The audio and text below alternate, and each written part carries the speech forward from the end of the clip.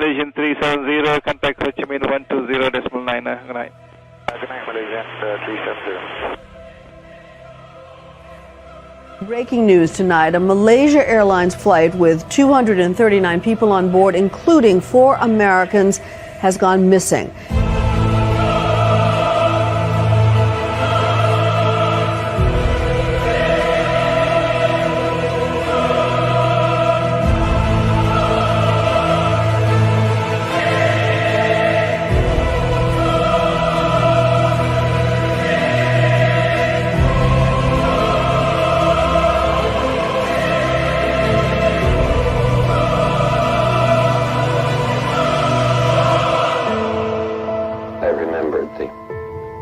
From the Hindu scripture, the Bhagavad Gita. Vishnu is trying to persuade the prince that he should do his duty, and to impress him takes on his multi-armed form and says, "Now I am become death, the destroyer of worlds." Damn, everybody. Let's go, everyone in the chat. Wow. Man, it is crazy just to see the people in the chat like getting super excited about this. And the first thing I want to say right off the bat, guys, is let's just get to the most exciting thing first. It's not even on the agenda, which is that I'm starting to understand the science and physics in a way that it's freaking me out, or even my hardcore blue-pilled brother is like checking AI to figure out like what a permittivity change in the vacuum would do, and like is actually now starting to wonder like maybe my brother knows what he's talking about with this weird zero-point energy stuff. So the wall right now in terms of where the line is I think at Bose-Einstein condensates. They've pretty much figured out how to make Bose-Einstein condensates that are interacting with the ether, producing entanglement, and then therefore getting these coherent shapes. And I think that's what they can do with these plasma balls to get them to collide and create this bubble around the plane. I think they're actually producing like a very thin shell of negative energy, exactly what they need for the wormhole. That's where I think the cutting edge is right now. Now, just housekeeping real quick. There's still merchandise available. For the record, I actually am not technically, I don't own this company or anything like that. There's just some guys that reached out to me that wanted to make merchandise. And I said, sure, man, if it helps your business out or whatever. And they do give me a kickback sometimes, but it's not like formal. This is the Tesla 0-point energy shirt. There are some new great looking shirts that are available on there as well. I have all of them. Check them out if you're interested. 2 other last housekeeping things as well. I will be live tomorrow with Ann Vandersteel. Ann Vandersteel tomorrow. And the reason why I'm so excited about this is that she's a pretty mainstream correspondent, journalist, whatever you want to call her. And she got interested in this idea of 0-point energy from listening to my conversation with Dr. Stephen Greer in December 16th of 2023. And then here's the kicker. She knew it was legit. Why? Because she saw General Flynn hanging out with Stephen Greer one time and realized he wouldn't be talking to Stephen Greer if it was like, you know, there wasn't something to all this. And it was funny because I told her, oh, yeah, Flynn follows me as well. And there's probably a good reason for that. I mean, the guy was super connected when he was in the administration. And then before that, when he was director of the Defense Intelligence Agency. Okay, so those are 2 things. So tomorrow, day off. I'm not going to have much of a day off. I'll be tomorrow live streaming with Ann. I think we're going to go for several hours. We're going to stream across all the platforms. We're going to talk about 0-point energy. We're going to talk about politics. We're going to talk about the implications of this stuff for humanity. We're going to talk about free energy microchips, everything like that. It's going to be great. Can't wait. I only spoke to Greer for a few minutes, and I only asked one question. It was on an X space, but he answered a lot of questions at the time that I was also really interested in. Oh, what time tomorrow? Tentatively, the time is going to be 2 o'clock Eastern time. 2 o'clock Eastern time. 1 o'clock Central. So it's going to be in the middle of the day tomorrow. It's not going to be at night. And it's going to be kind of more like a a back and forth news kind of discussion. I think should be good. And I'm looking forward to that more mainstream appeal because she has the same type of view as I do about, you know, these defense contractors are hiding this stuff. We need to get this out. We need to wake people up. We need to not be talking about like which type of flavor of aliens is the best, you know, like we need to be thinking more practically about humanity than that. Okay. Last housekeeping. My brother randomly showed up in town today. I got like 0 notification. Just, hey, I'm in town because he came to see Aunt Margot, you know, good guy. And he didn't con me, but he kind of convinced me to buying these magic cards here. And it was actually a good deal. I ended up scooping these magic cards from some nerd who came in like 5 minutes after I bought them.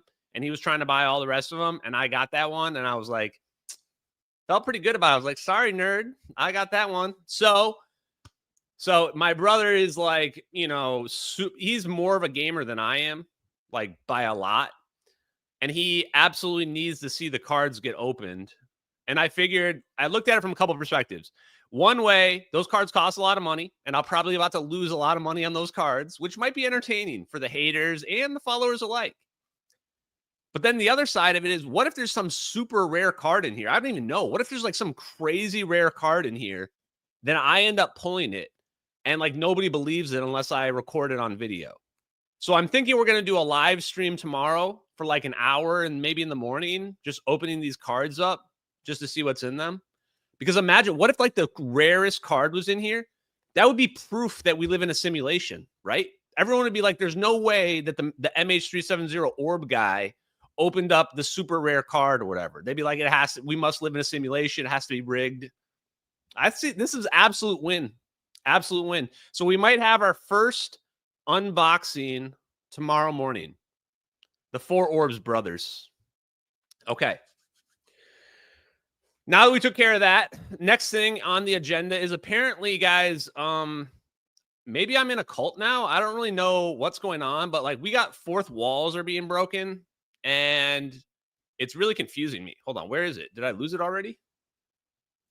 Had it up here a second ago. Here it is. Here it is. Oh, man. This one's a weird one, chat. Here. Stunning. Okay, so this is called Stunning New Revelations. Were the ETs involved? Oh, boy. I like where we're starting here. Ashtar Command. So this is actually called something about MH370. Somebody sent this to me. And I'm like, okay, you know, what is this? Galactic Federation stuff or whatever? Okay. Let's watch this. Don't copyright strike me, Galactic Federation. We want you to know that we are working closely with your enlightened human teams to roll out the new technologies. Chat. This guy looks kind of familiar, chat. What? Does this guy look familiar to anybody else out there?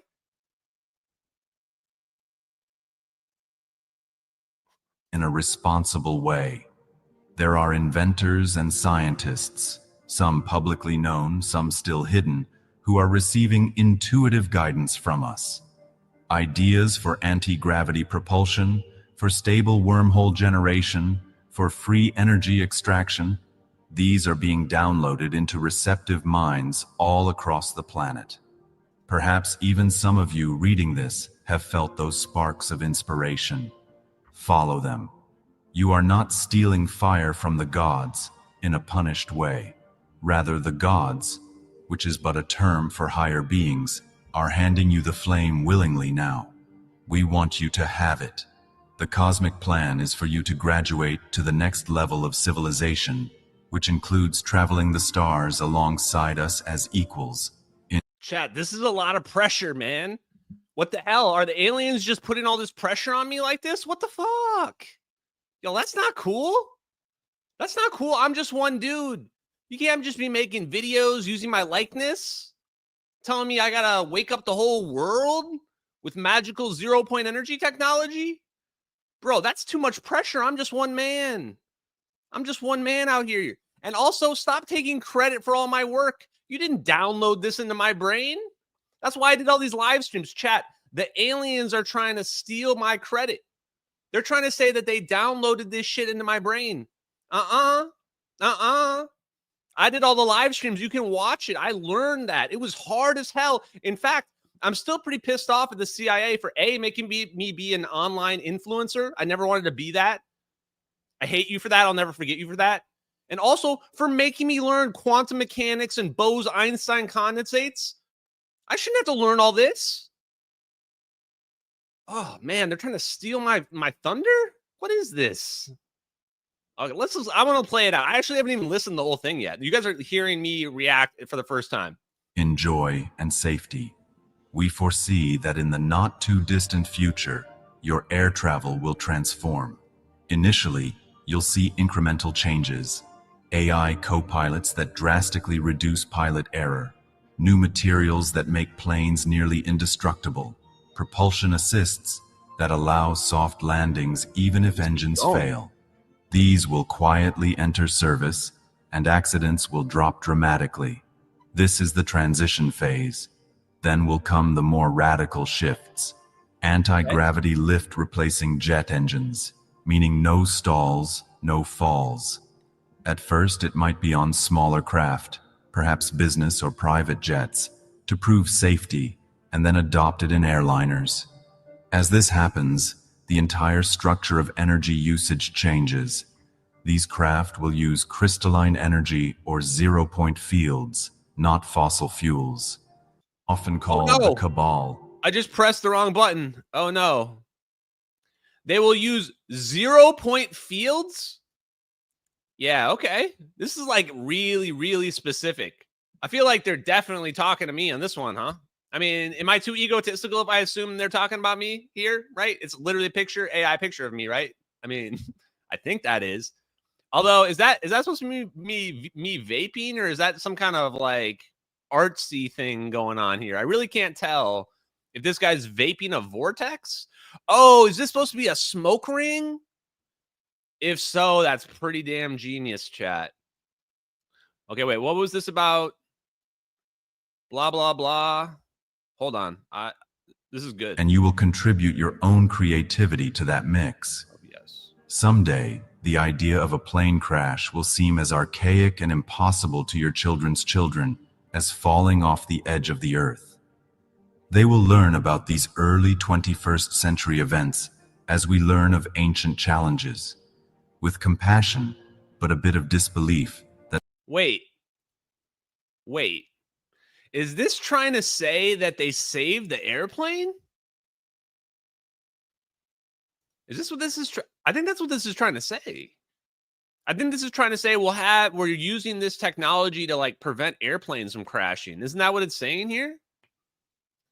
That is a weird angle. Like, here's the thing. Like, there's not a lot of angles that make sense for the MH370 videos. I mean, heck, most people are like, why the hell would anybody ever do this? There's really only two reasons. One, you're doing this just to flex. Why would you teleport an airplane just to flex on people? And then the other reason why you would do it is because you would do it to save the people on board the plane. In fact, my first theory was they were doing it to save the people on board the plane. Because you see this plane's got smoke coming out of it. You assume the plane's about to crash into the ocean. They're zapping the plane. You're saving the plane. You would think. But it doesn't really make any sense. I don't really feel like they would do that. I don't really feel like we're that good. I don't feel like the intelligence community would like risk this technology becoming public just to save some people. So to me, the other more rational explanation is they're doing it to flex on China, Russia, etc. Especially when you look at what we just did in Iran, where President Trump just rolls up to Iran, is like, yeah, we own your airspace now, and we know where your supreme leader is, and we can take him out any moment we want. We're not going to do that, but we could do it. We just want you to know we could do it. So you should take this message seriously. Like, that's the kind of thing you say to somebody when you just got them completely like over a barrel. So again, tomorrow, let's listen to more of that. Okay, let's give it like another 30 seconds here. That such a dark play was once part of human experience. Okay, I think that's it. Okay, great. And those souls who have transitioned, Okay, they will be honored as heroes, What is pioneers of awakening. Many of them will reincarnate in that brighter future to enjoy the fruits of the change they helped catalyze. Damn, chat. I don't know if I can keep going. This is starting to actually getting creepy. This is actually just getting creepy now. Because this kind of makes sense, right? As they say, like, the people now who are trying to get this technology out, trying to get this information out, we're not going to see the fruits of that labor. We're all going to die probably before the world that we envision comes to fruition. And in fact, the engineers who came before us, same thing happened to them. They probably had to come to terms with this, that like they're not going to be around for the Star Trek future. But at the same time, it's saying we will reincarnate. Our souls are eternal. Our souls are part of the 0 point energy. They're part of the fabric of the universe. So what we think of as the end is really just another beginning. And I think most religious beliefs all have some form of that. Not necessarily reincarnation, but the idea that the soul is eternal and it lives on. So that's enough religious innuendo and imagery, I think, for one night. But that's a weird video, man. Weird video that came out today, actually. Yeah, it came out earlier today. Okay, let's get into the sauce, guys. Why you guys are here right now. MH370. MH370, major finding in the last few days. I guess I had heard that there was stories of debris that had been found in a location that would correspond to the plane going towards Vietnam. And I had just dismissed them because there were no credible online stories or online reports of any other debris that I found. And then I found, actually through the help, of course, of MH370X, people online, I found a story of a piece of debris that washed ashore in Thailand, and it had a serial number that was an American bolt serial bolt that's used on Boeing 777s, in addition to other things as well, but specifically Boeing airplanes. And I went, what? What? A piece of debris, a large piece of debris, was found in Thailand in 2016 with a visible serial number that has a bolt on it that's an American bolt consistent with some Boeing part.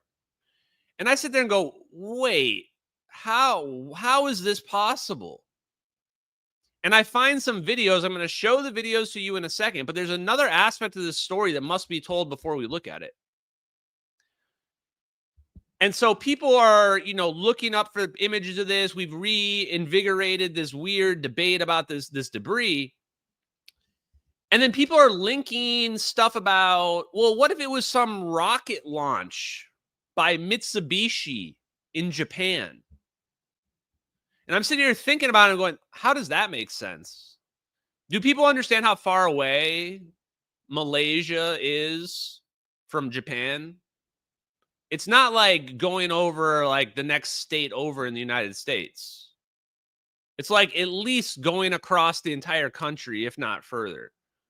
The idea that there would be a Japanese rocket launch found in Thailand is absolutely ludicrous. Ludicrous. And yet, out of nowhere, there is mysteriously these pictures. Now, you guys have probably heard this story before. There are pictures online that look like stock photos from some kind of like NASA build, but supposedly of a Japanese rocket build that they were taking photos of for some reason, that have these perfect matching rivets, perfect matching like shapes that match this piece of debris. And I'm sitting here wondering, like, how does any of this make sense? What is going on here? Why does this have an American rivet on? I don't see any Japanese characters anywhere on any of this debris. There's no Japanese characters anywhere. So I'm sitting here thinking, like, this is bizarre. And somebody sends me a whole blog post. The whole blog post. And the crazy part is I look at the blog and the whole blog looks fake. Some obscure random blog. Barely looks like anybody's ever even looked at it before. So I was very confused. I'm going, what's the answer here? This is bizarre. Are they trying to cover up what happened to this debris? Like, Malaysian officials come in to inspect the debris and they just say, nope, it's not related to MH370. There's serial numbers. What are we talking about? There's literally visible serial numbers in pictures on this debris. How could they just dismiss it without even with no actual fit facts to go along with it? Nope, ignore it. So my spider sense was going crazy. Like, something's wrong here. And then I read Florence Changi's book. So I started texting Florence, like, what the hell, Florence? This is so weird. What's going on? And she says, read the book, read the book, read the book. So I checked the book out. And what does the book say? Florence went out there and visited the guy that found one of the pieces of debris. What do you mean one of the pieces of debris? There were two different pieces of debris that were both found along the same coast of Thailand within days apart, within only miles of one another. What? One of the pieces was basically grabbed up by the officials right away. That's the piece that's connected to the Mitsubishi Japan rocket launch. The other piece, the people that found it started taking video of it because they were afraid that the officials were going to steal it and do something with it.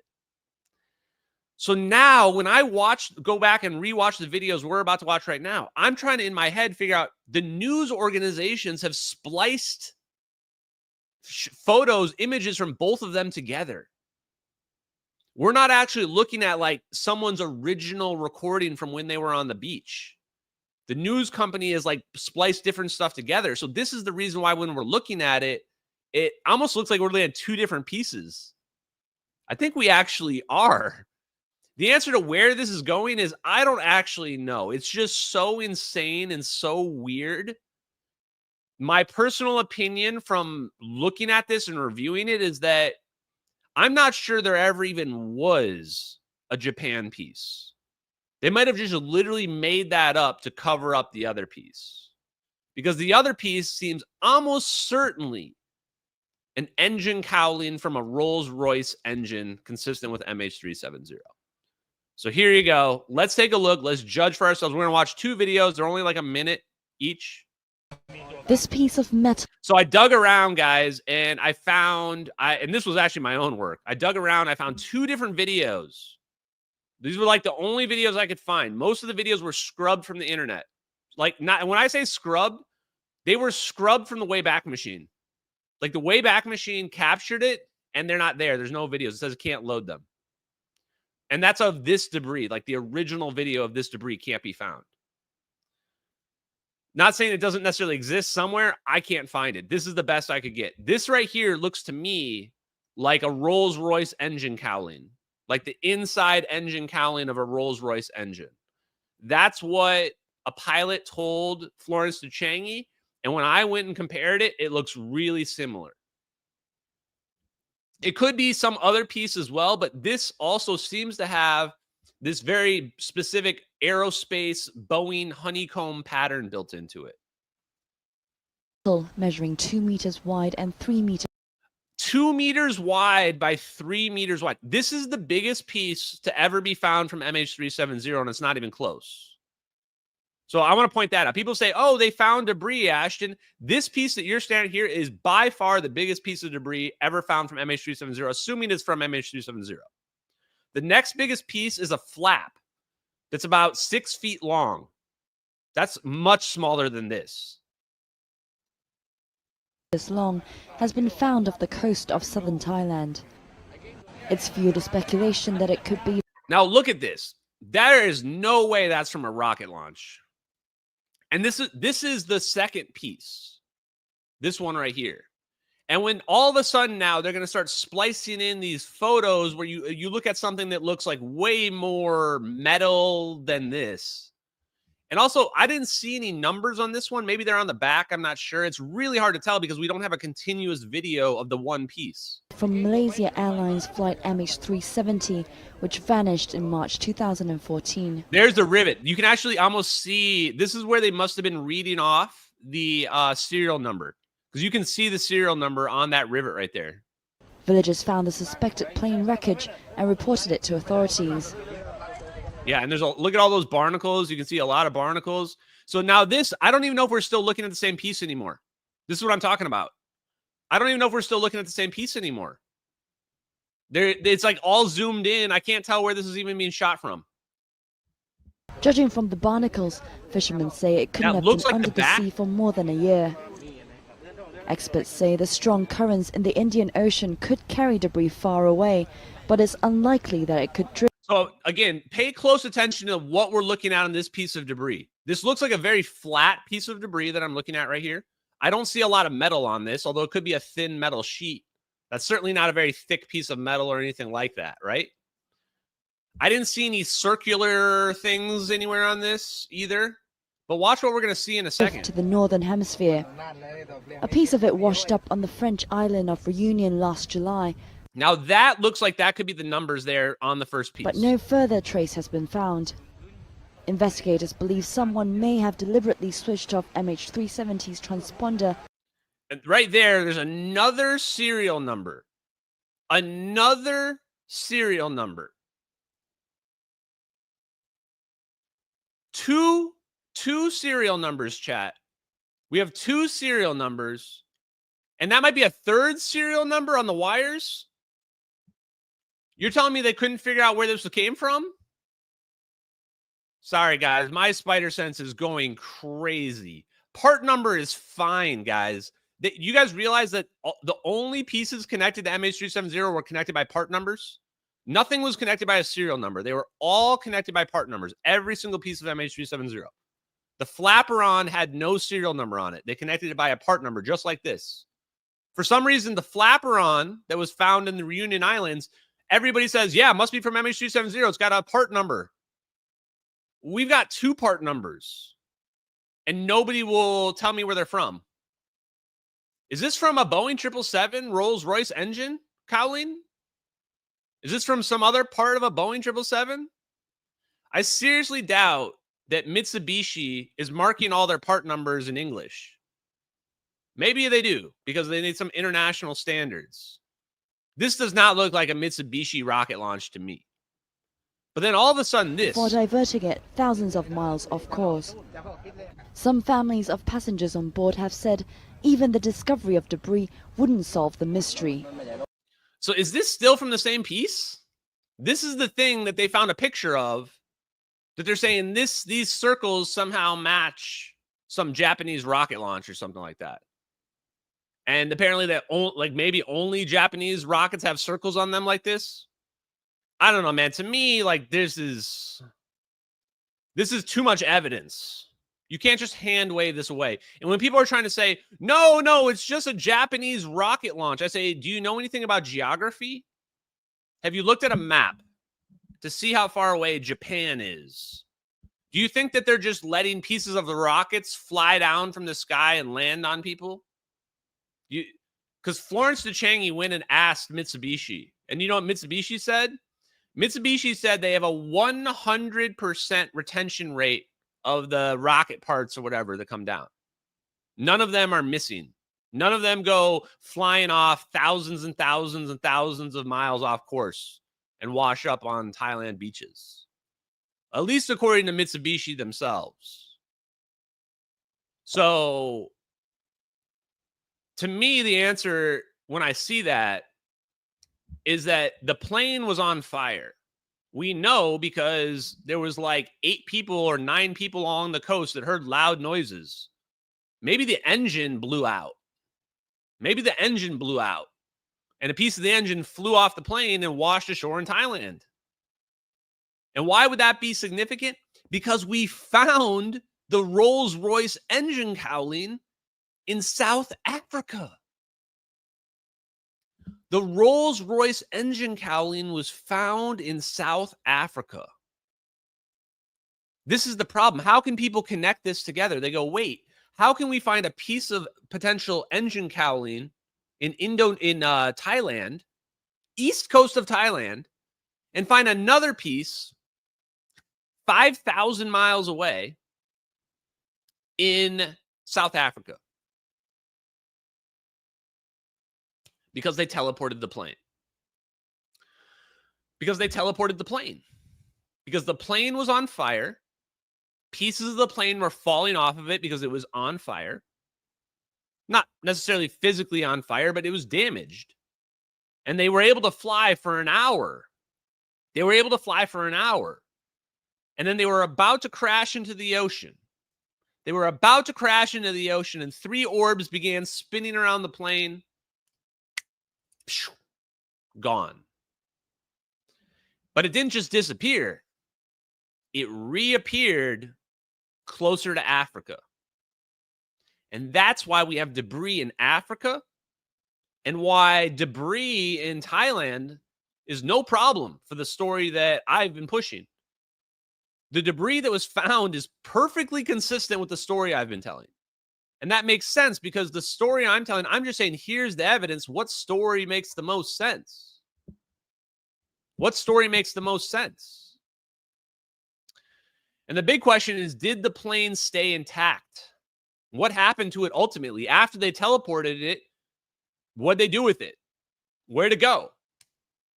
Apparently, it was on Earth somewhere because pieces of this plane are being found. We just can't figure out where they line up to. So here's another video. Let's watch another one. And if you can find more, please put them in the Discord, because this is a situation where this piece of debris can pretty much prove that there was a fire and there was damage to this plane, which destroys the official narrative. Florence points this out in her book. The reason why they had to cover up this piece of debris is that you can't find a piece of debris like this in Thailand and then say that the plane flew into the South Indian Ocean for 8 hours. There's just no way. The plane was falling apart. It's not making it to the South Indian Ocean. This is why they had to attack this piece of debris, discredit this piece of debris, maybe even make up a fake story about Japanese Mitsubishi rockets. And then I'm going to read to you like one of the pages from Florence's book. Her book is called The Disappearing Act. The Disappearing Act. Here's another one. Here we go.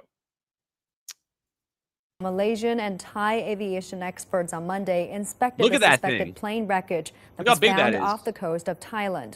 A 2-meter-wide and 3-meter-long piece of curved metal washed ashore in Nakhon Si Thammarat province on the coast of southern Thailand. There has been no official confirmation so far of where the wreckage. Oh, so is that what? Yeah, there are 2 different pieces. Okay. Wow, this is super confusing. I don't know which one's which. I don't know which one's which. Is this one the second one? Okay, well, I'm going to read to you Florence's book right after this, because this is why this is so confusing. Came from. Meanwhile, Australian authorities are searching for MH370 said on Monday that they have lost a deep water sonar detector used to scour a patch of the ocean floor where the plane is believed to have gone down. The Joint Agency Coordination Center did not say whether the local detector would delay the search, but stated that a spare one was being prepared. Okay. If you're confused, so am I. What if there's just not even videos of the other piece at all? Because that's the piece that looked like people were matching to the Japanese rocket. So let me see here. Okay, here we go.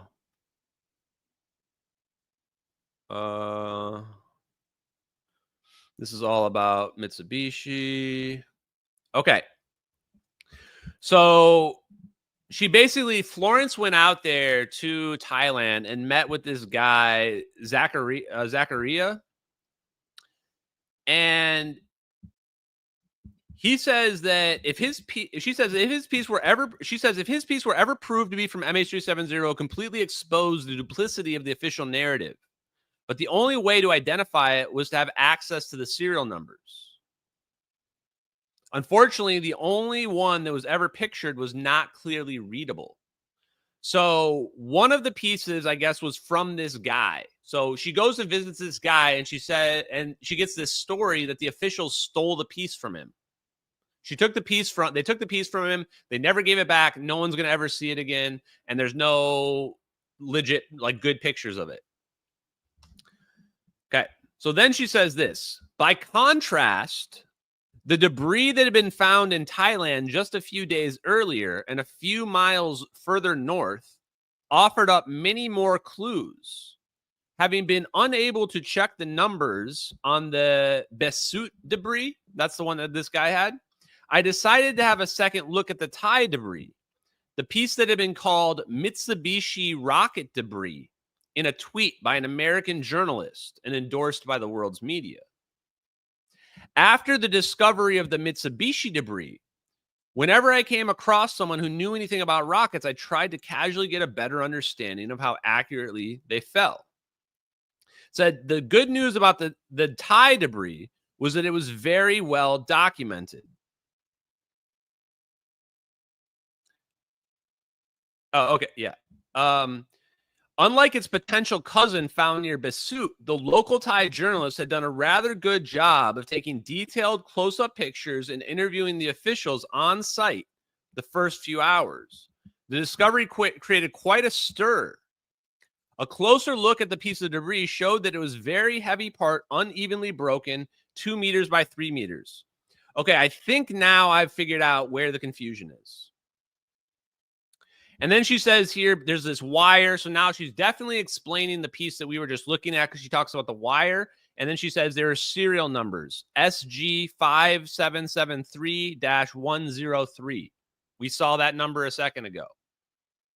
And then she also says there's NAS 6204-31 on many of the bolts.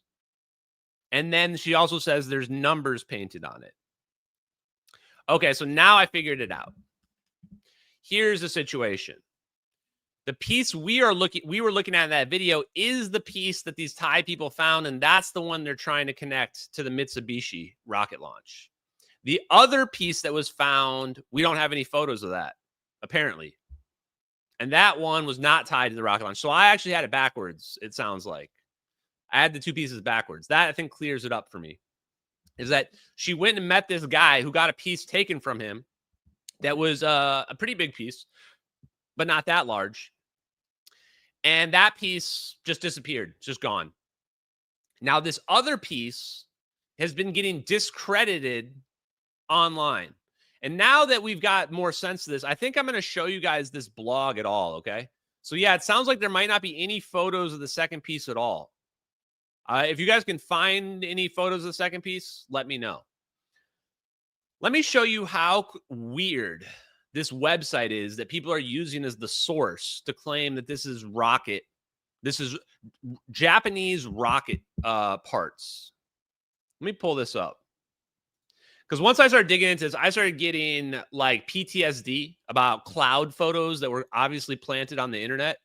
Clearly, the CIA has no problem making fake websites, putting fake pictures on the internet. That's clearly standard operating procedure, right? That's clearly standard operating procedure. Where's the link to this guy's website? Jerry, whatever. What was it called? Jerry something. One sec. I'm looking for it. Here it is. Guys, if you are not a conspiracy theorist, you are about to turn into one right now. Get ready for this. This is the real website, okay? That is what's being linked to being used to discredit this rocket piece. Here it is. Okay, it's not MH370 or a part of his ship, but maybe it's this random rocket instead. This guy, if you look at the date of this article was basically written the exact same time as the piece was found. Like one day after the piece was found, somebody was already writing this article. How did this person write this article this fast? So you're telling me this random blogger here was like, hey, one day after this piece is found, this viral video emerges online. He's going through and immediately has all these stock photos of rockets and making this long blog post about how this perfectly matches these random, like, look at this. This is just a stock photo. This is a stock photo. He's got random stock photos of the exact rocket ready to go for his blog. Hey, look, these rivets perfectly match the rivets I found on these stock photos that I just had. Hey, look, these circles here perfectly match some circles I found on some stock photos that I had ready to go. And oh, you're wondering how it could be possible that a Japanese rocket could possibly show up in Thailand? Don't worry, I have an excuse for that too. Now, look, I guess some of you will be asking, hang on, the Japanese don't launch that many rockets. Don't worry about that. I have an answer. Mitsubishi was launching rockets. So you're telling me one of these rockets just like went horribly off course and they found a major piece of it like 4,000 or 5,000 miles away? That doesn't seem very reasonable to me. In fact, it seems completely ludicrous.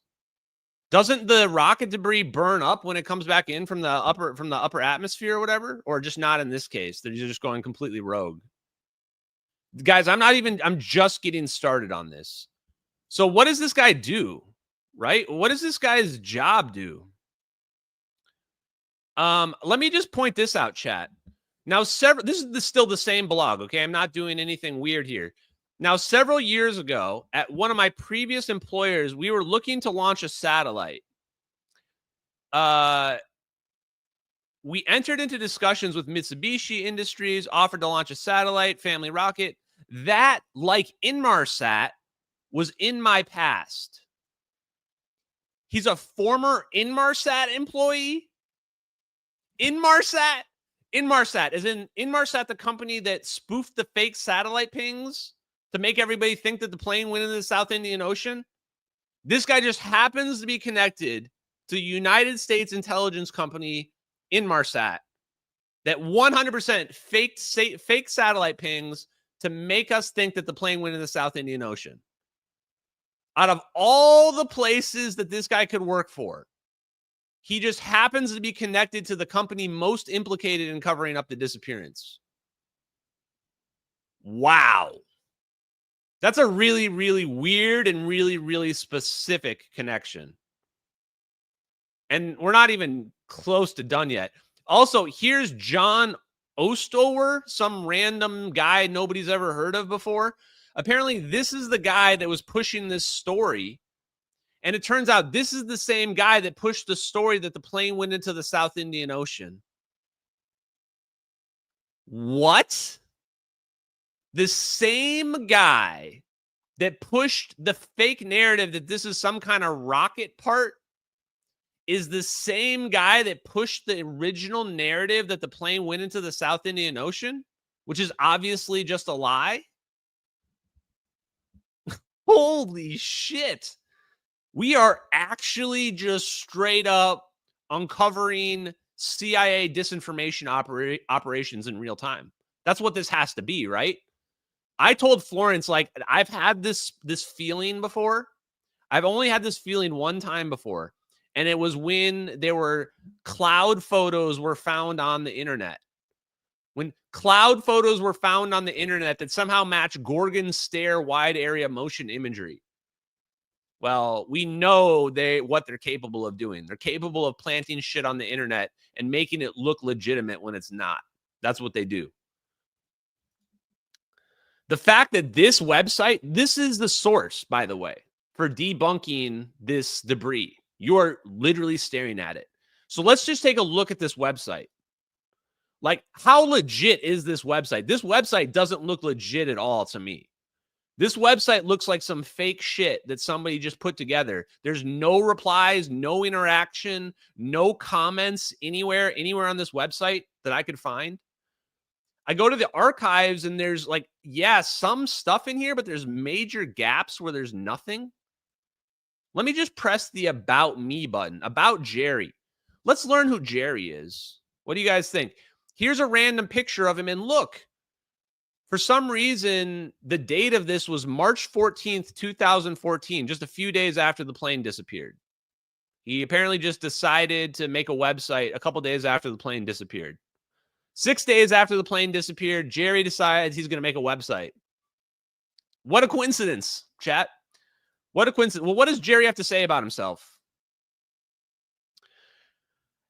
After over 10 years of being a serious aviation enthusiast, ironically, his career in the aviation industry started on September 11th, 2001, when he was appointed as vice president of the Airborne Remote Survey Company in Jakarta that became the first locally owned multispectral imagery for maps and environmental survey. Do I need to say anything, chat? Do I need to say anything? I think that the coincidences have added up enough where something ain't smelling right here. The math ain't mathin' for me right here. I'm trying my hardest to not be a conspiracy theorist.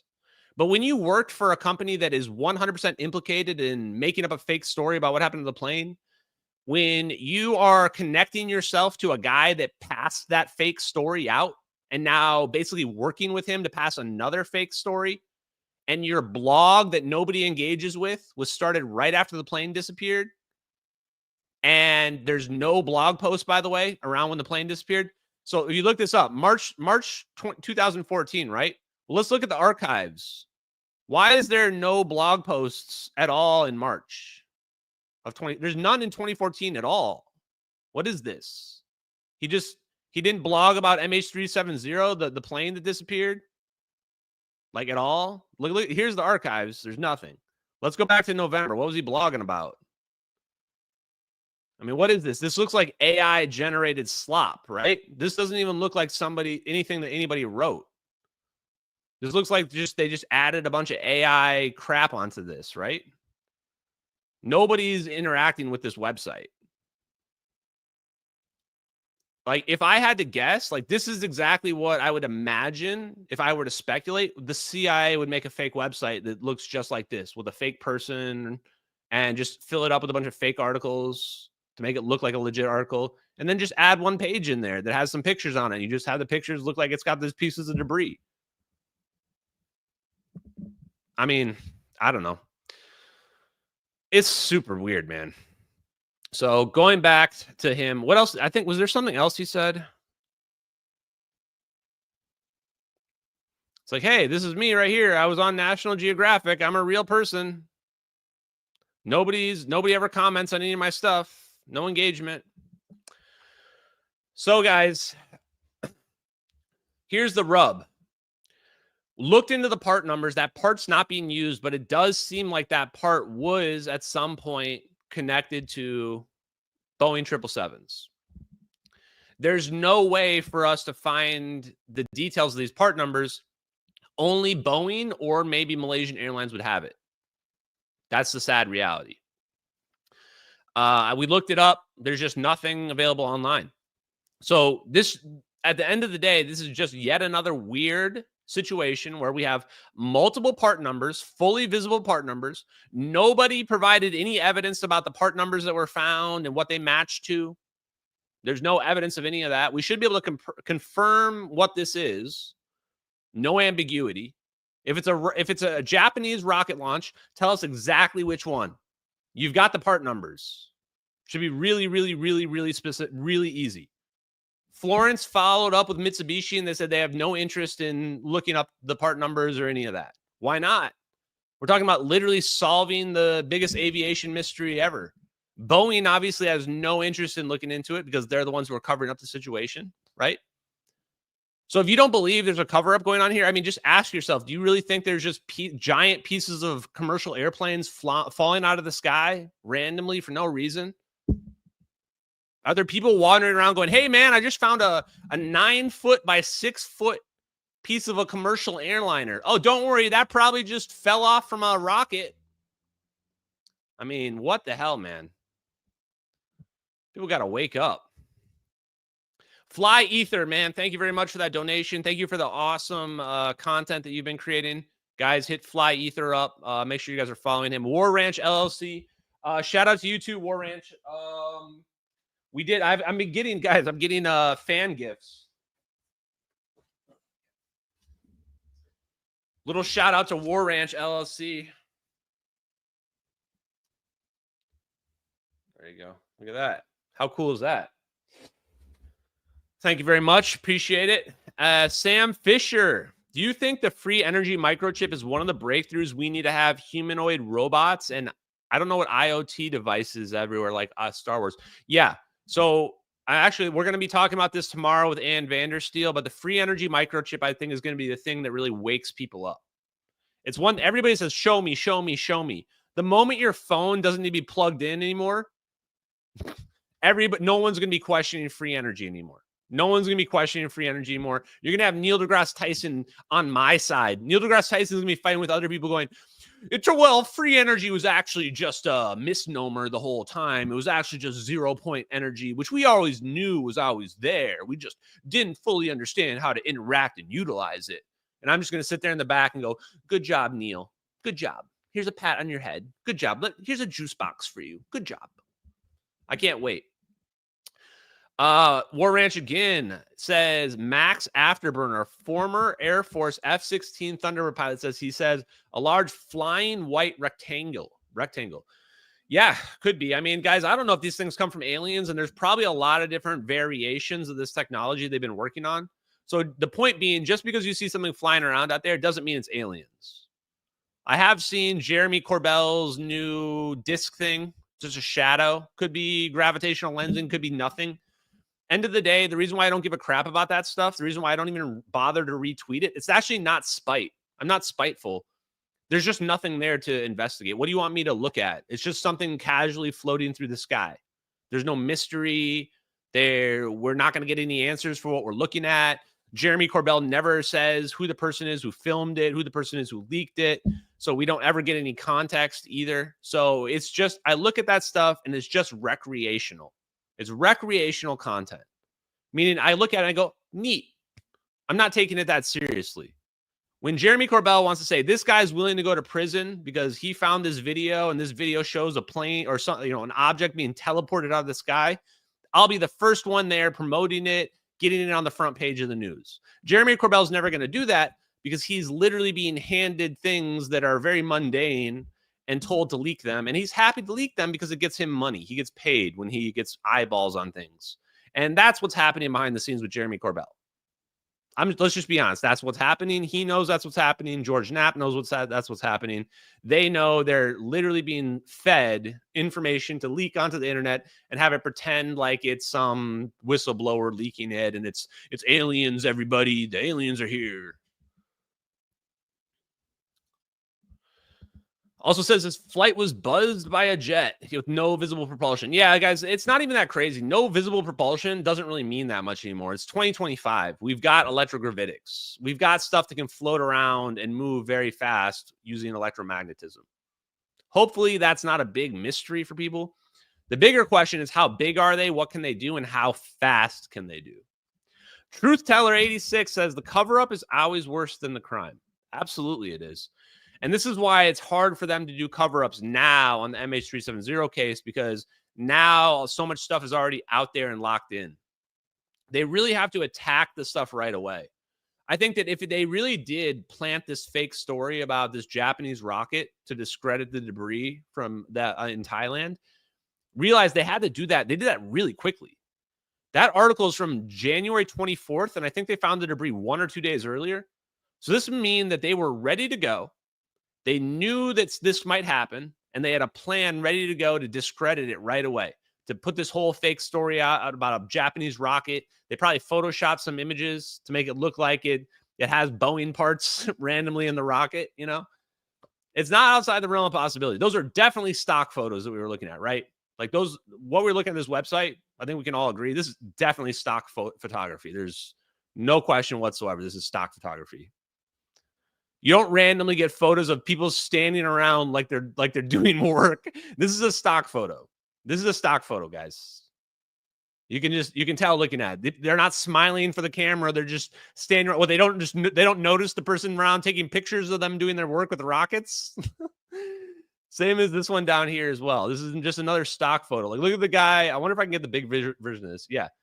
Look at this guy down here on the left. He just doesn't know that he's being taken a picture of right now.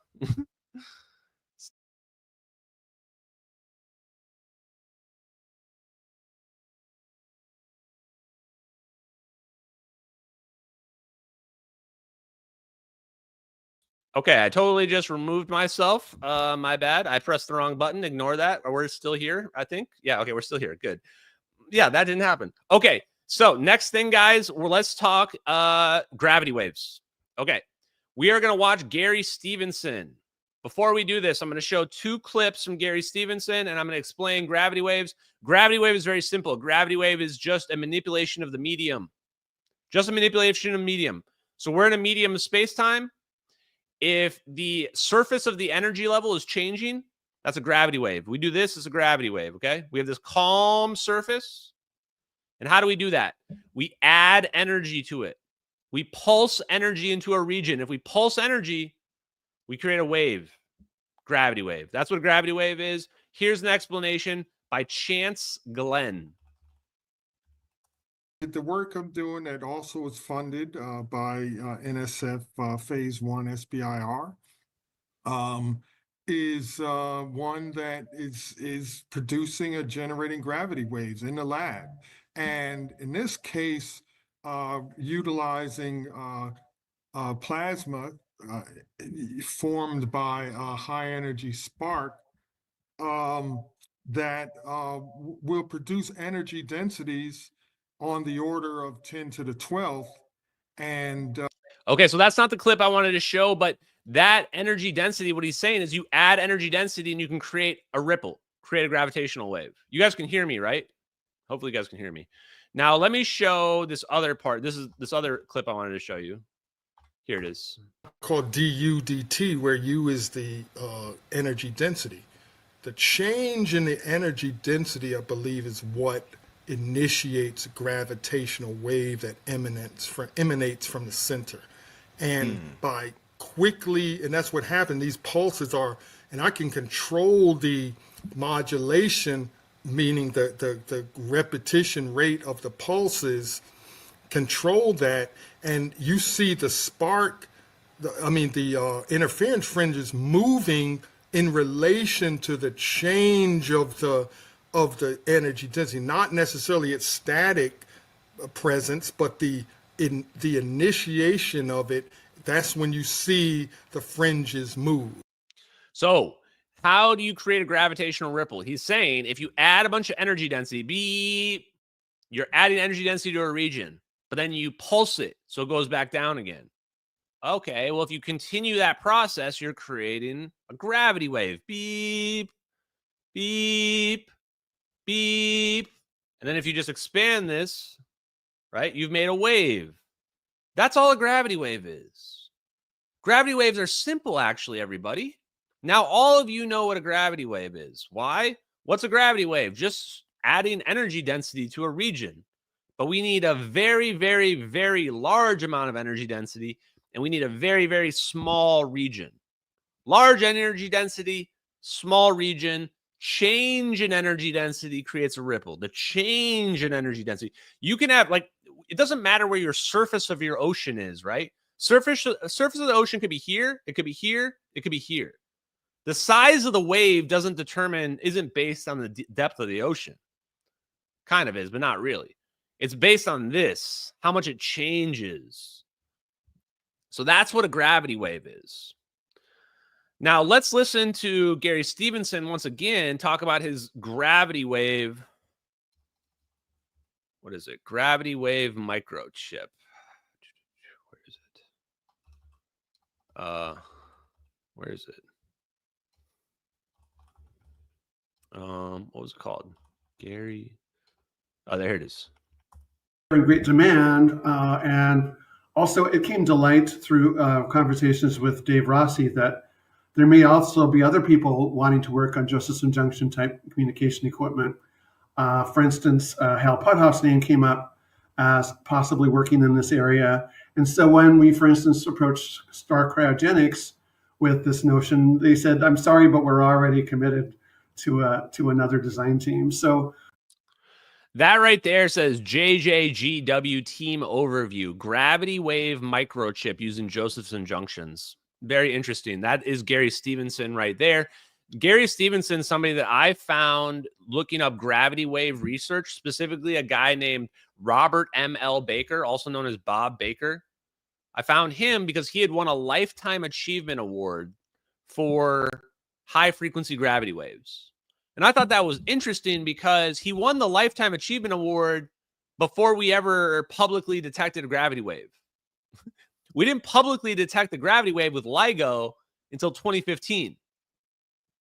So this is where we're at right now, guys. If you're new to this, the first gravity wave where we proved that space-time is a medium, that didn't happen until 2015, just 10 years ago, sooner than the MH370 videos.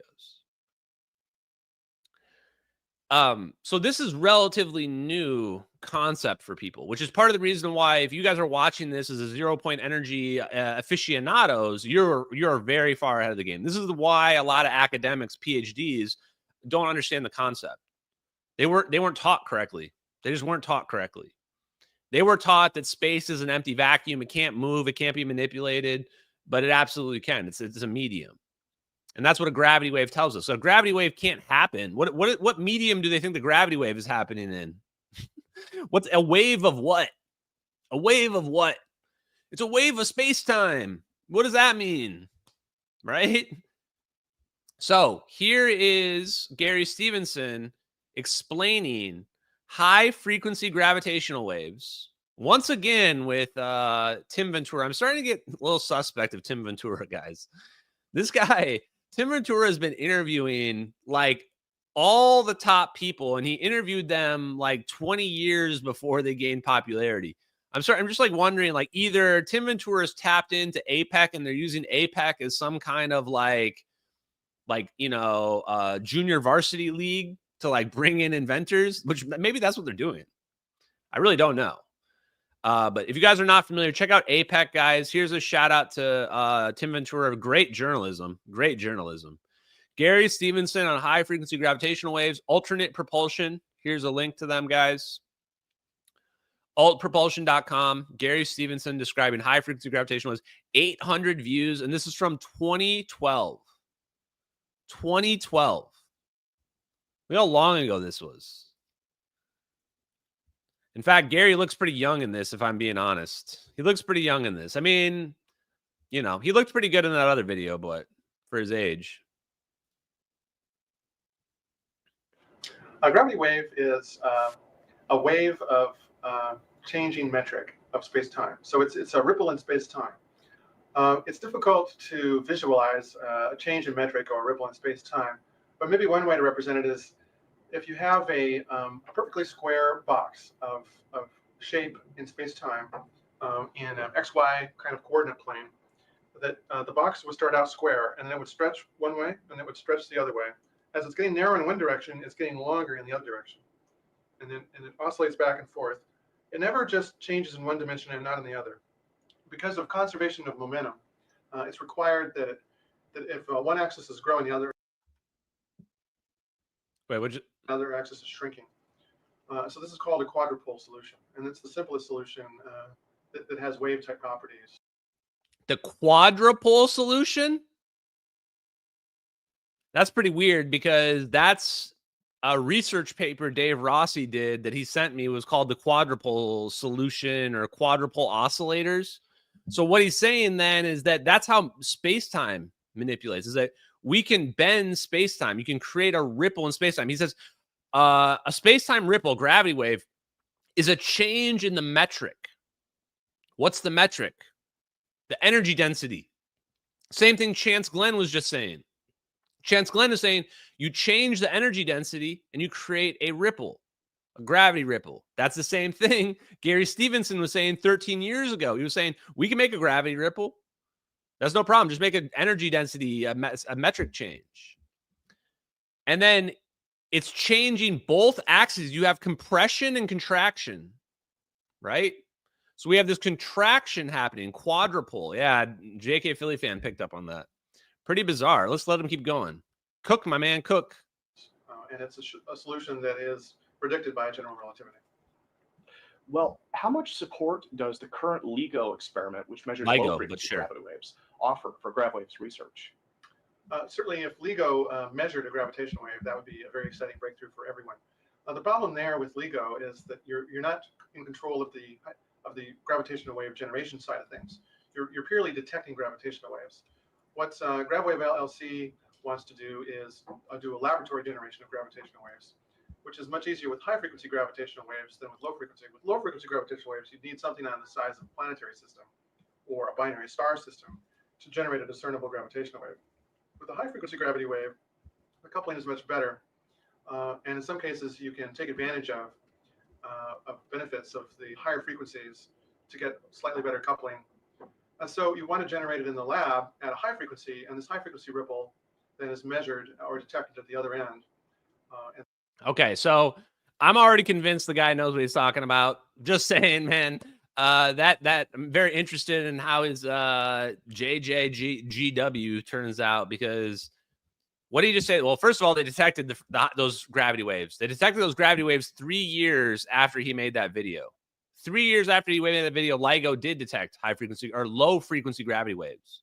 And he says they're not generating them, they're just detecting them. And they're not detecting high frequency gravity waves. They're just detecting low frequency gravity waves. So imagine a giant ball falls into the ocean. You're going to have these long, really big waves. That's like neutron stars colliding. You see these huge, massive waves. The waves that Gary Stephenson is talking about, he's talking about high frequency, like beep, beep, beep, beep, beep, beep, beep, beep. And he says high frequency gravity waves have better coupling. Just like Truth Teller here would still be married if he had better coupling. When they talk about coupling, what he means is the ability to disconnect from space-time. High frequency gravity waves give us better ability to disconnect ourselves from space-time. When we talk about coupling, we talk about coupling to the space-time metric around us. If we were to decouple from that, then we can disconnect our object from space-time, make a wormhole. So coupling. Pretty interesting. And so that's really the difference between what LIGO is doing and what GravWave wants to do. How does the mainstream scientific community perceive high-frequency gravity wave research?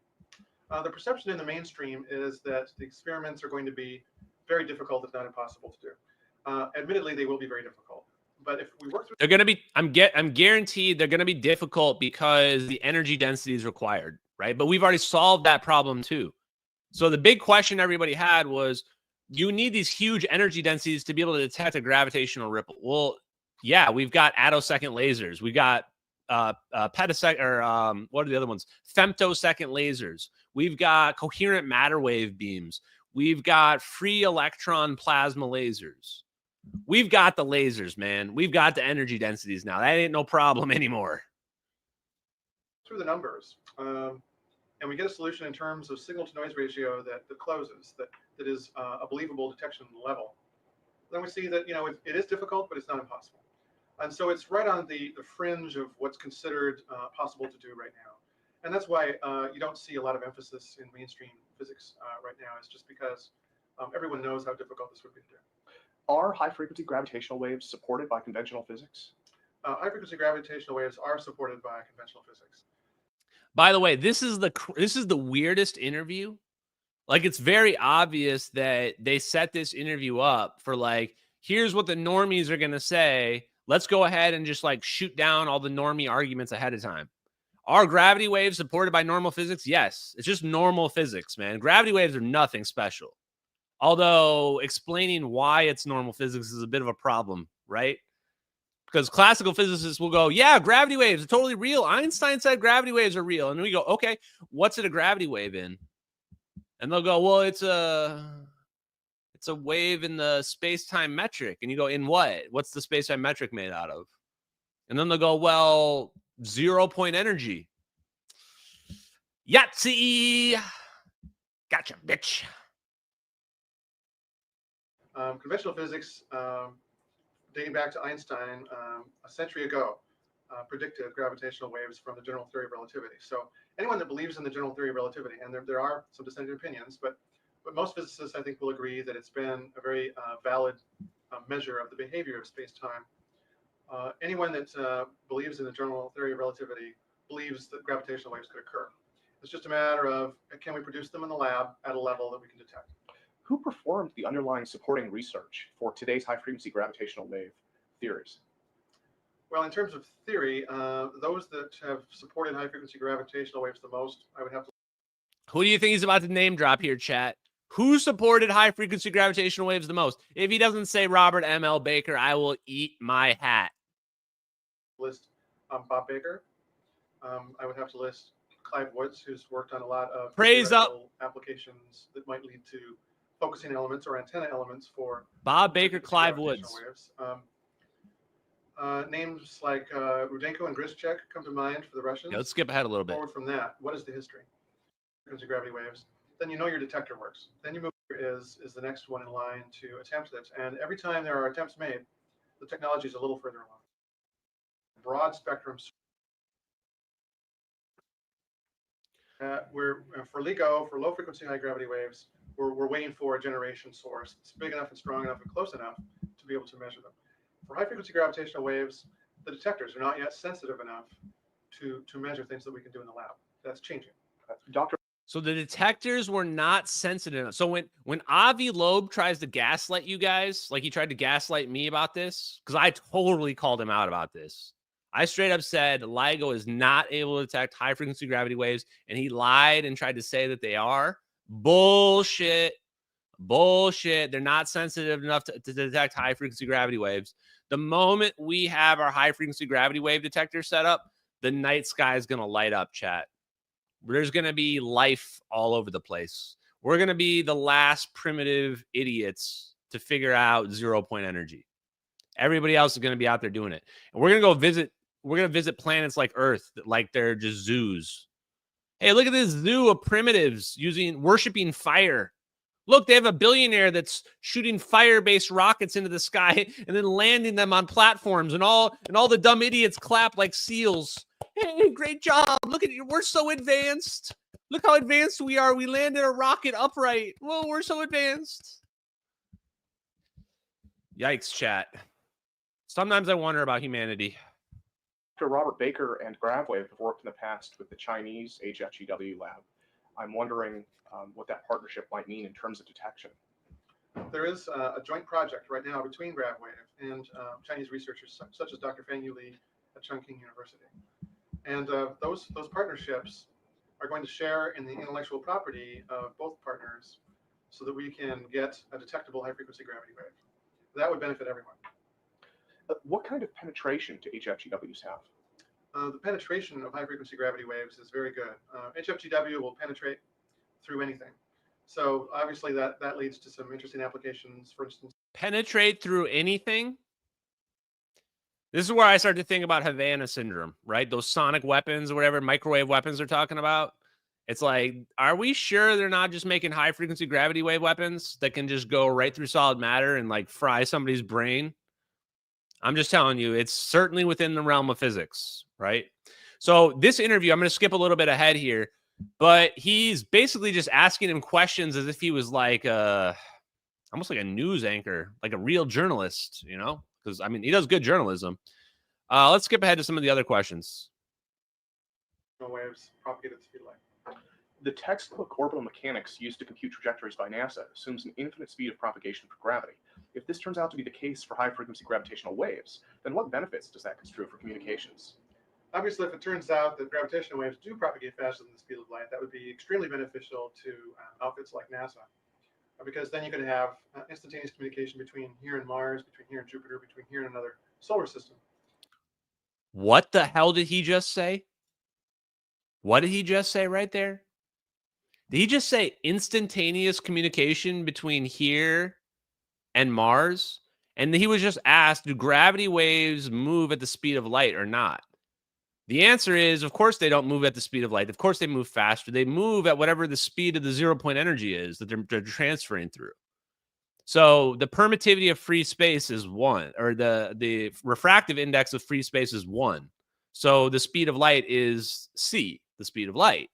But if you change the 0-point energy, then you can change the speed of light. I was telling my brother this. I was actually red pilling him with this. But then also we know that quantum tunneling exists. Quantum tunneling as well as quantum entanglement. And how weird is this that he says right there, we might be able to control stuff on Mars in real time? That's exactly what I've been saying the last few weeks since I read the John Kramer paper. How much you guys want to bet that John Kramer knows Gary Stephenson? How come I'm getting weird vibes? Like Gary Stephenson probably knows John Kramer. They definitely know Hal Puthoff. Like, I think we've figured out where the club is at, right? Like, these guys are all saying the exact same stuff. And it doesn't seem like they're just guessing. It seems like they just know. And now we're finding out he's making a gravity wave microchip. I mean, Chad, I'm just sitting here wondering, like, how am I the last person on the earth without a gravity wave or free energy microchip? Everybody on the planet apparently has already got gravity wave, free energy microchips all queued up. And the sickest part is that none of them are probably new. Like, some of these people are probably going to win like a Nobel Prize, but like Lockheed Martin already had something like 10 times better, like in the 90s. Like, that's what is about to happen here, I think. Like, imagine he wins a Nobel Prize, but it's like, yeah, we've already had this for like 30 years. Wild. For space travel, that would have significant consequences. Space travel. Instead of waiting seconds, days, years before you get a light type of signal, you could have communication that was instantaneous.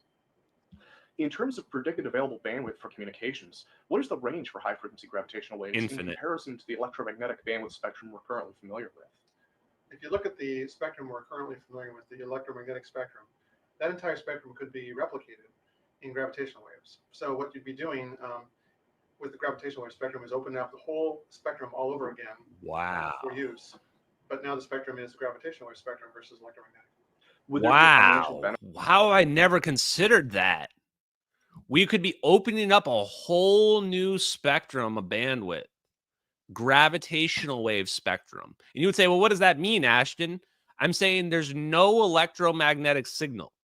I'm saying that it's literally a message through the ether to another location. And there could be whole bandwidths for that type of communication. That type of, we would call it quantum communication probably, because we call things stupid names. So this quantum internet, that's what it's going to be based off of. And so there will be control over the bandwidth of using that as well. Because the problem is, why do you have to control it? Because otherwise, what if one wave accidentally hits another wave? You're going to change the effect. You're going to interfere. You're going to cause a problem. Huh. Wow. This is going to get weird. Guys, a gravity wave computer is just a quantum computer. It's just a quantum computer. We already have gravity wave computers. This is what I'm trying to teach you guys, is that once you realize that all a gravity wave is a ripple in the medium, you start to realize, like, wait, all of this just goes back to the ether. And then we start to wonder, well, what even is a quantum computer? When we're talking about coherence and decoherence, what are we even talking about? What are we even talking about conceptually? And it all seems to go back to this idea of interacting with the medium. That's what's happening. That's why we have coherence, decoherence, etc. Let's let my man Gary finish out. I'm loving Gary. He's rising up my list of engineers. I love finding new Black Project engineer guys, which I think he's Black Project engineer. This is a safe bet. Benefit in licensing high-frequency gravitational wave spectrum? The benefit of generating gravitational wave communications gear would be that you could license now a whole new spectrum, and it would essentially double the available spectrum. That's crazy. What is GravWave's first step towards commercializing high-frequency gravitational wave technology? I think GravWave's first step in commercializing gravitational wave technology would be in the area of frequency time standards. It's much easier to do this on the ground than it is in mobile sets. So you probably want transmitters on the ground and receivers in mobile sets. And so if that's the case, most of the gear is not going to be geared around communications, but it could be geared around frequency time standard where you're having one generator to many receivers. Have you developed a benchmark strategy for the development and commercialization process? The benchmark strategy that we have in place for commercialization is the high frequency gravitational wave roadmap. And this roadmap shows first the fundamental science occurring, and then a stepwise process at research and development, and then coming out of that development, some commercial applications, some viable commercial. Wow, I mean, this is like a man with a plan, right? This is a man with a plan, and he's also explaining there that we can set up this like frequency time standard. I get what he's saying. I don't really understand the full implementation, but the idea would be if we control the movement of every wave, if we are super efficient, we can increase bandwidth significantly by increasing the efficiency of how we transmit waves from like relay points. And if we do that, we can minimize interference and we can get everything to be super, super efficient. That's what he was saying there, which is pretty crazy. We're going to probably need something like that, especially when we talk about the bandwidth starting to becoming the limiting factor for transfer of information. Yeah, this is sounding, this is like this rare, like I'm pretty good at telling when someone's just bullshitting or when somebody's like actually just like straight up knowledge dropping on you. This is definitely the latter. Who holds the intellectual property for this technology? The intellectual property, by and large, most of the intellectual property in terms of generators, especially nanotechnology generators, is held by GravWave LLC. Oh, okay. There are other inventors. I mentioned the Anglian Cruise detector. Clive Woods has a number of designs on gravitational wave optics. But by and large, on the generation side, quite a lot of that is Dr. Baker with GravWave. Wow. Dr. Bob Baker is the one that has the most patents. This is guys, did Bob Baker help make some of the stuff related to the orbs?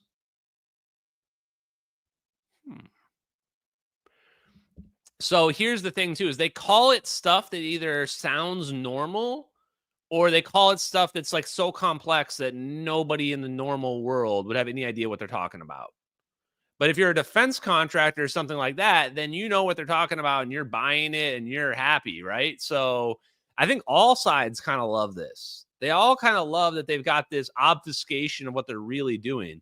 They're building gravity wave stuff and they're probably just giving it other names like microwave cavity generator, right? It's like, it's a microwave cavity generator. Just happens to, go through a metamaterial crystal and produce a gravitational ripple. We're not going to say that though. We don't need to say all that. That's kind of how I feel like they, hid it in plain sight.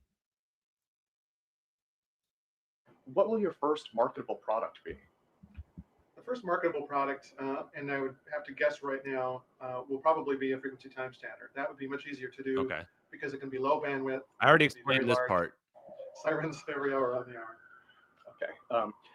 Can you describe for me the business benefit of a high-frequency gravitational wave time standard for the telecommunications industry? We already did this one. In frequency and in time, for instance, code sync. We see the frequency time standard being supplied as a service. A gravitational wave receiver, a miniaturized gravitational wave receiver. Wait, is he already have they already sold this frequency time standard thing? Somebody should double check that and look and see if this ever came to fruition. I also maybe he's already got some patents. Maybe we need to check his patents too and see if he's already got something. But this guy doesn't look like he's poor or penniless. So clearly he's making money at something, right? So I kind of wonder how some of these guys make money and if all their projects work out or if some of them don't work out or if it's all just it's all preordained and they already know this stuff's going to work out. That's what I kind of want to learn and figure out here, which I really just don't know. Where it's supplying the frequency standard that everybody else is receiving from the same frequency time standard. So we see it as a service provider based model with a standard gravitational wave reference that everyone's using. How much investment do you expect will be required to reach market, and what will the return on that investment be? How much investment?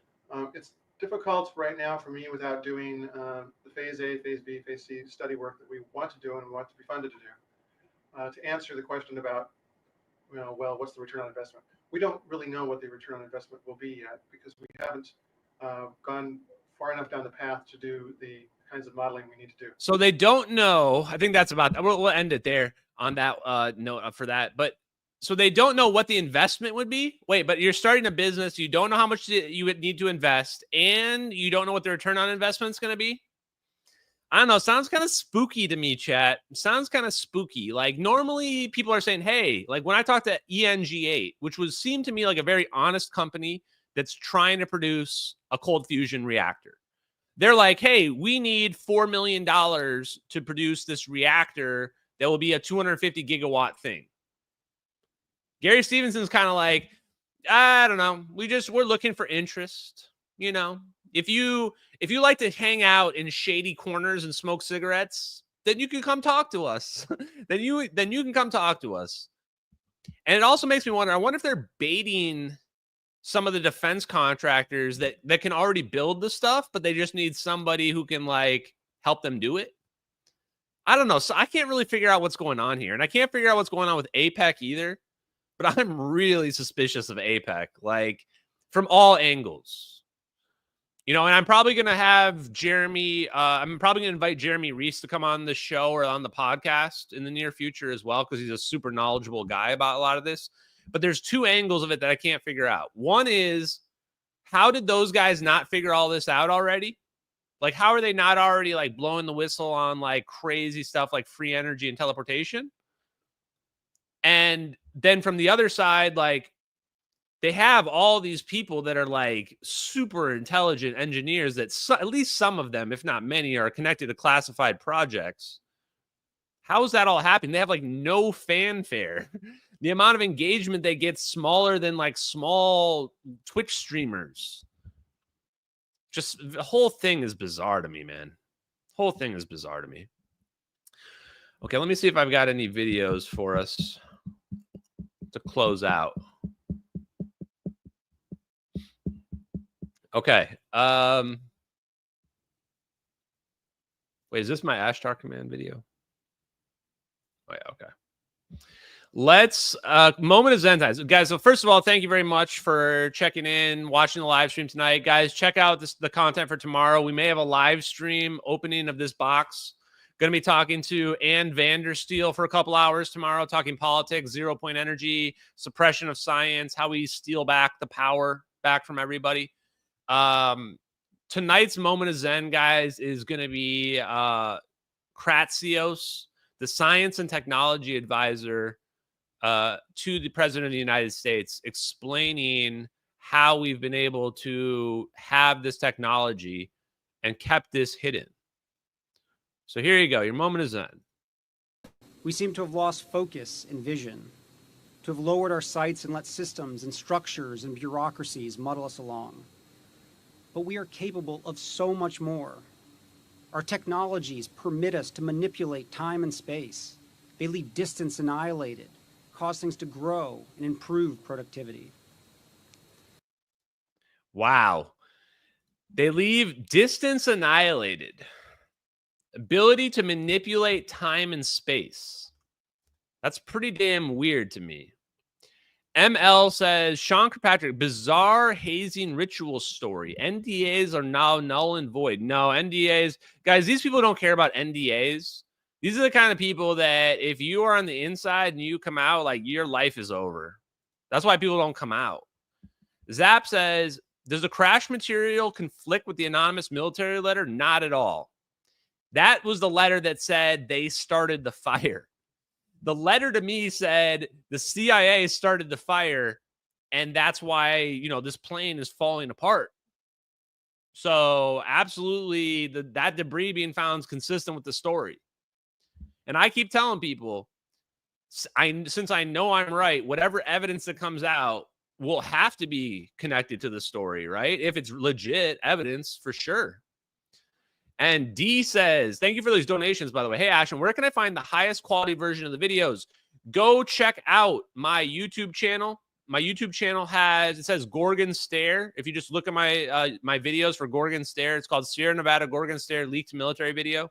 You can find the highest quality version of that video. The other one is just called, well, the original is called Thermal HD, but You can find the color FLIR version also in my videos as well. They're pretty easy to find if you just scroll through the videos. I know there's quite a few videos, but if you scroll through them, you should be able to find those two. And those are the highest quality videos that we have been able to find out there. So take a look at those, guys. Okay, guys, MH370X, have a great night. Might be a Four Orbs brother sighting tomorrow, guys. And then Friday, we're going to do another live stream going through some more science. It'll probably be a short one on Friday because we have the Cosmic Summit this weekend. Cosmic Summit. I will be speaking on Monday. So there won't be a live stream on Monday for sure because I will be speaking at the Cosmic Summit. Come check it out. Come say hi. Come hang out this weekend. Should be fun. Peace out, everybody. I love you guys. Later.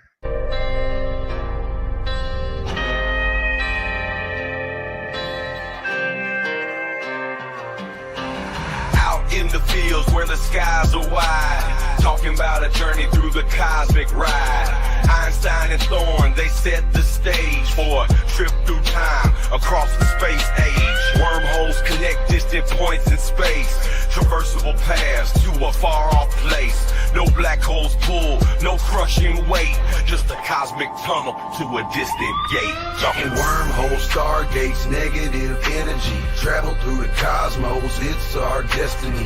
MH370, where did it go? Bowling 777 through a wormhole flow. We're talking wormholes, stargates, negative energy, travel through the cosmos, it's our destiny. MH370, where did it go? Bowling 777 through a wormhole flow.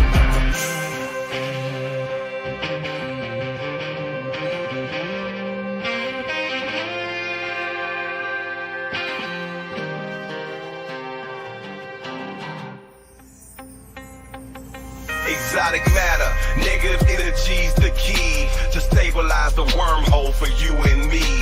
Quantum vacuum squeezed so tight, creating conditions for this wondrous flight. Static fields and lasers in the lab they play, generating forces in a new kind of way. Gravitational squeezing, Casimir's force, negative zones we need to stay the course. Talking wormholes, stargates, negative energy, travel through the cosmos, it's our destiny. MH370, where did it go? Bowling 777 through a wormhole flow. Thin shell formalism plates so fine, spherical geometry we realign. Energy conditions that we must defy. For a stable wormhole, let's give it a try.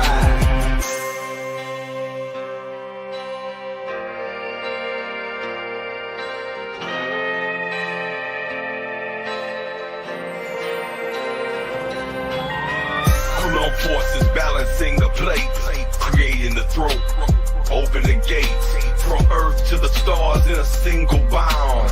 A shortcut through space profound. Engineers and dreamers hold the key to future worlds and what we could be. With science in hand, we forge ahead through the cosmic paths that we now tread.